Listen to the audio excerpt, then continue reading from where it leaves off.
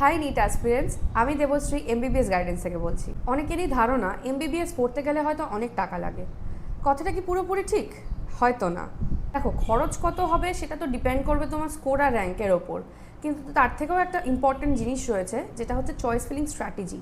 তোমার choice filling স্ট্র্যাটেজির ওপর কিন্তু অনেকটা বড় কিছু ডিপেন্ড করছে। স্কোর কার্ড পাবলিশ হলে র্যাঙ্ক আর স্কোর তো তুমি জেনেই যাচ্ছ। এরপরের তোমার কাজ হচ্ছে চয়েস ফিলিং স্ট্র্যাটেজি ডিসাইড করা। তার জন্য কি প্রয়োজন? গত বেশ কয়েক বছরের একটা স্ট্যাটিস্টিক্স দরকার, কোন কলেজে কোন কোটায় লাস্ট কত অবধি অ্যাডমিশন হয়েছে, অর্থাৎ কাট। এবার যদি ওয়েস্ট বেঙ্গলের সিনারিওটা দেখতে যাই, তাহলে আমরা দেখতে পাবো এখানে মোটামুটি 3টে কোটা চলে। একটা হচ্ছে স্টেট কোটা, একটা হচ্ছে ম্যানেজমেন্ট কোটা, আর নাম্বার 3 হচ্ছে এনআরআই কোটা। এনআরআই কোটার ব্যাপারে আমরা পরে কথা বলছি, এটা একটু কমপ্লেক্স বিষয়। বেসিক যে দুটো কোটা সবাই যে ব্যাপারটা সম্পর্কে জানতে চায়, স্টেট কোটা আর ম্যানেজমেন্ট কোটা, এখন আমরা সেটা নিয়ে কথা বলবো। আচ্ছা, স্টেট কোটা আর ম্যানেজমেন্ট কোটা এই দুটোর মধ্যে বেসিক ডিফারেন্স কোথায় যদি সেটা দেখতে যাই, তাহলে প্রথমেই দেখব যে স্টেট কোটা তাদের জন্য যাদের কাছে ওয়েস্ট বেঙ্গলের ডমিসাইল রয়েছে। তাহলে প্রথম এলিজিবিলিটি গেল ডমিসাইল সার্টিফিকেট। তোমাকে ওয়েস্ট বেঙ্গলের ডমিসাইল সার্টিফিকেট হোল্ড করতে হবে, তাহলেই একমাত্র তুমি স্টেট কোটার জন্য এলিজিবল হলে। আচ্ছা, এলিজিবল তো হয়ে গেলে, ধরে নিলাম তোমার কাছে ডমিসাইল সার্টিফিকেট রয়েছে। এরপর দেখতে হবে তোমার স্কোরটা কত। তোমার স্কোর যদি খুব ভালো হয়, র্যাঙ্ক যদি ভালো হয়, সেই ক্ষেত্রে তুমি স্টেট কোটার সিট কনফার্ম করতে পারো। কিন্তু যদি দেখা যায় যে তোমার কাছে ওয়েস্ট বেঙ্গলের ডমিসাইল রয়েছে, কিন্তু তোমার স্কোর অতটা ভালো হয়নি, র্যাঙ্কটাও ভালো হয়নি স্বাভাবিকভাবেই, সেই ক্ষেত্রে কিন্তু স্টেট কোটাতে তোমার কনফার্মেশন হওয়ার সম্ভাবনা খুবই কম। তাহলে তুমি কি করবে?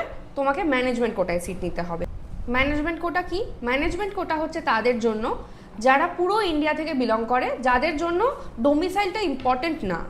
ডোমিসাইল সার্টিফিকেট ছাড়া তুমি ম্যানেজমেন্ট কোটার জন্য এলিজিবল হতে পারো। 2025-এর পরিসংখ্যান যদি দেখি, তাহলে মোট 25টা গভর্নমেন্ট মেডিকেল কলেজ আর 15টা প্রাইভেট মেডিকেল কলেজ আমাদের ওয়েস্ট বেঙ্গলে এখন অবধি রয়েছে।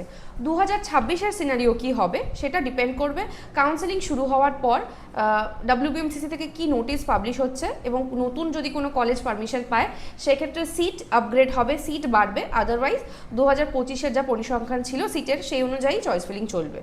আচ্ছা, এবার যদি খরচ নিয়ে আলোচনা করি, স্টেট কোটার জন্য তোমার খরচ আসবে মোটামুটি 27 থেকে 37 লক্ষ টাকা, এবং ম্যানেজমেন্ট কোটার জন্য 72 থেকে 99 লক্ষ টাকা। ডিপেন্ড করবে কলেজেরও। খরচ জেনে গেলাম, অনেকগুলো কোটার ব্যাপারে জেনে গেলাম। এরপরেও কিন্তু আরেকটা জিনিস রয়েছে, যেটা হচ্ছে তুমি কোন কাস্টের আওতায় পড়ো। এখানেও কিন্তু কাট অফ অনেকটা ডিপেন্ড করে। তো সব মিলিয়ে বিষয়টা অনেকটা কমপ্লেক্স হয়ে যাচ্ছে, তাই না? তো আমরা একটা সহজ উপায় তোমায় দিতে পারি। আমাদের একটা 1 ঘন্টার কাউন্সেলিং সেশন অ্যাটেন্ড করো। তোমার স্কোর এবং তোমার র্যাঙ্কের অনুযায়ী তুমি কোন কোটায় কোন কলেজে বেস্ট অ্যাডমিশন পেতে পারো বেস্ট প্রাইসে, আমরা তোমাকে সেটা গাইড করব। তাহলে দেরি না করে যোগাযোগ করো আমাদের সাথে, এমবিবিএস গাইডেন্স কলকাতা। আমাদের address 1398 survey park road, Kolkata 75। আর স্ক্রিনে আমাদের ফোন নাম্বার রইল, চাইলে আমাদেরকে হোয়াটসঅ্যাপ করে নিতে পারো।